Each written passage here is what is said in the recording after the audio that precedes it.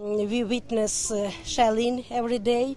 We are bombarded every day, and these students who were invited to Gaza cannot spend much time out because their parents and they are afraid of missiles, and it is dangerous to spend time because you never know when we are bombarded. L-Imnadja Jakuba, għalliema tal-Ingliż fl-Ukrajna li akkumpanjat grupp ta' 10 tfal li kienu għal-kamp ta' ġimgħa f'Għawdex organizzat mill-Kunsill Reġjonali Għawdex bi sħab ma' 8 kunsilli lokali u entitajiet oħra. L-istudenti fetajiet bejn il-11 u l-14 sena jgħixu f'żona qrib il-frontiera ma' Russja. It-tfal għexu f'post li kellu diversi faċilitajiet ta' mistrieħ fosthom ta' qawm, anke għaliex kienu rew ix-xewqa minn qabel li f'Għawdex ikollhom ħin liberu għall-kwiet.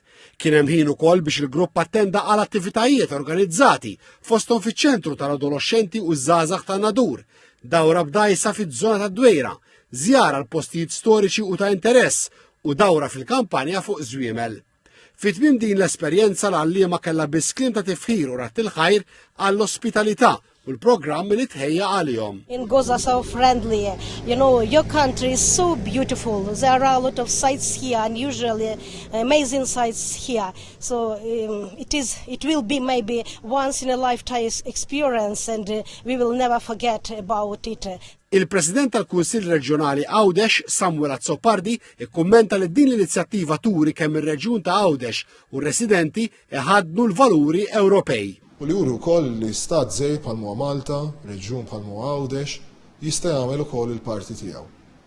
U fil-fatt din is-sena ħeġġiġna anke konna ta' mudell fuq is-sena l-oħra illi għandna anke allura issa l-Assoċjazzjoni tal-Kunsilli Lokali li wkoll ser tospita grupp ieħor minn dawn l-istudenti.